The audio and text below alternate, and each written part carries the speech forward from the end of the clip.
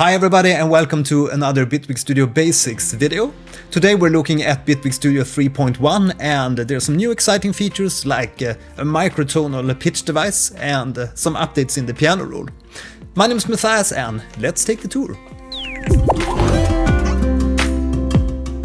Okay, so first out is the interactive help update in Bitwig Studio.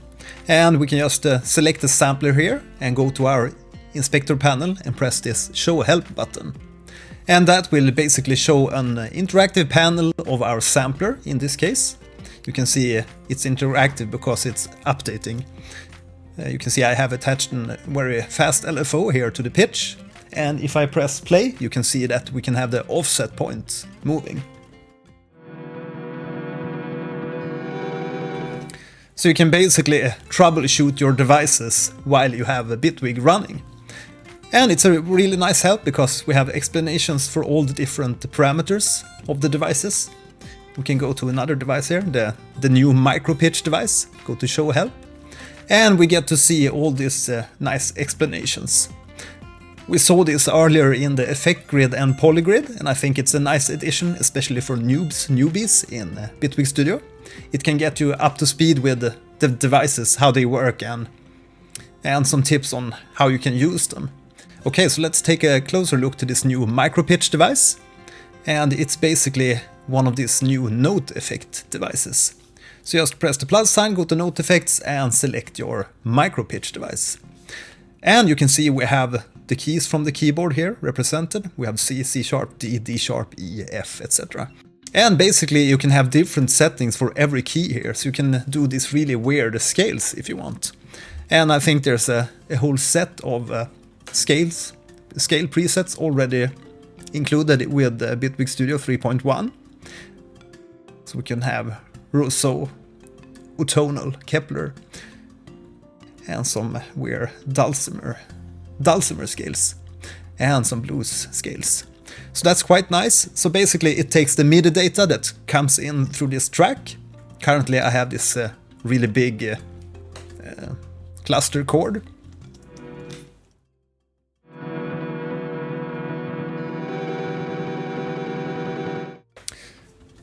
And you can see that one of the notes in this device is being modulated. So I'm modulating the pitch slightly on one of the notes from the keyboard. The micro pitch device of course supports MPE, so if you have a Rolly Seaboard or similar, it's capable to work with that device. Okay, so let's look at what this micro pitcher is doing in this example. We can listen to the sample first.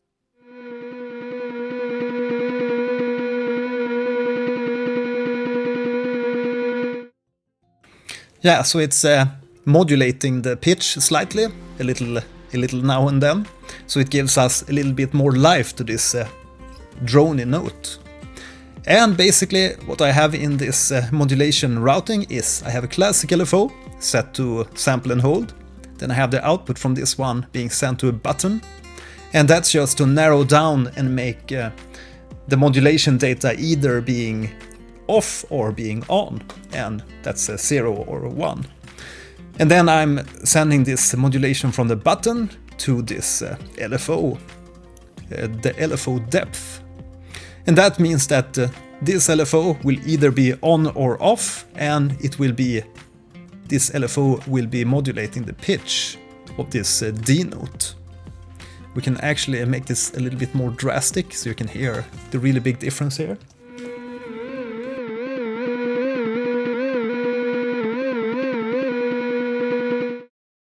But that's a little bit over the top. You just want this to be quite subtle.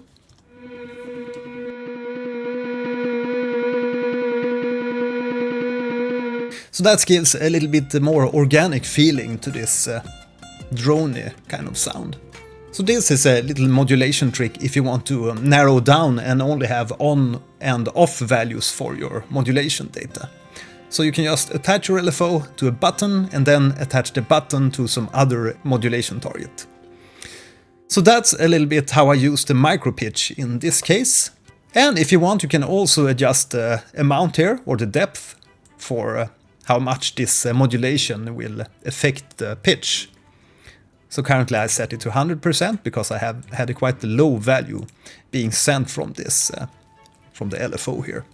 So that's a little bit how you can work with the micro pitch creatively to have some of your notes being a little bit out of balance. Okay, so let's look at this second device. Here we have the 12 pitch, and you find this device if you go into the modulation of any device in Bitwig and go down here to the pitch 12 device. And basically you can see it's the same layout here. We have the keys from the keyboard, and we can have different modulation being sent for different keys. And in this case, if I select this device, we can see in the information panel I have some modulation being sent from the A key here. And we can see that it affects the panning. So I have a cluster chord set up here, and that means that all these different keys will be sent differently in the panning. So it can give you a very nice and wide sound. But you could of course send this to some other kind of modulation target if you want. But in this case I'm using it for panning. Then we have the lag, which means that we could have some kind of slew or fade in and fade out to this modulation. And we can set the amount here. So let's set it to 0 first and listen back to the sample. And then I will introduce the amount, and you will hear all the notes being spread out.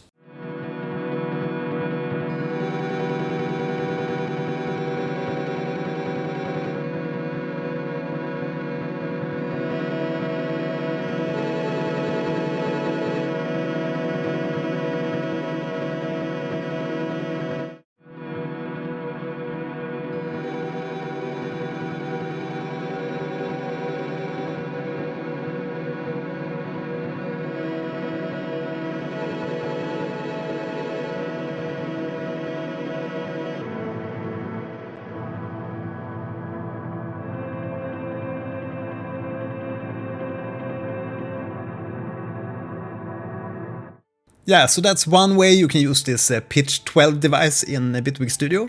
But yeah, basically you can send the different modulation data for the different keys that you press.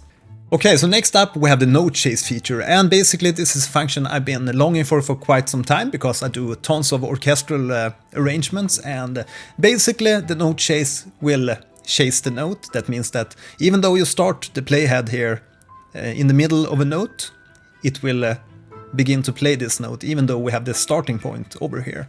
So we can listen to this sample.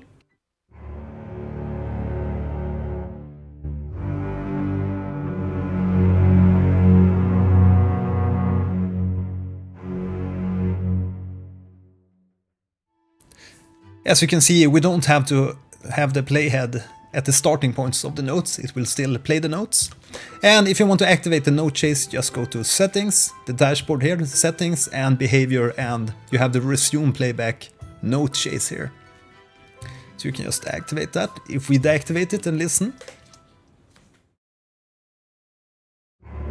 so you can see it will only play once the playhead goes to the note starting offset point, the starting point. So I will probably have the note chase activated. Okay, so let's look at the quick draw feature. If you press 3 on your keyboard to activate the pen, you can also go here and select the pen tool and hold down the Alt key. You can now drag out notes, and if I drag down, they will be more silent, less velocity, and if I drag upwards, it will be increased velocity. But as you can see, this is a kind of ostinato on one note. If I want to draw different notes, we can hold Alt and Shift. So that's the quick draw feature. Okay, some additional updates in Bitwig Studio 3.1 is that there's extended support for controllers. So you can have your Novation Launchpad Pro and Arturia Keylabs MK2, I think. Yeah, and the Presonus Faderport 8 and 16 is now supported. And some other devices like the Nectar SE25 and SE49. Okay, so that's a quick insight into Bitwig Studio 3.1, and it's currently in beta, but I'm sure it's gonna be released quite soon. If you have any questions, please shoot them in the comment section below. Be sure to subscribe if you're new. Thanks for watching today, thanks to all the new subscribers, and see you in the next video. My name is Matthias, bye!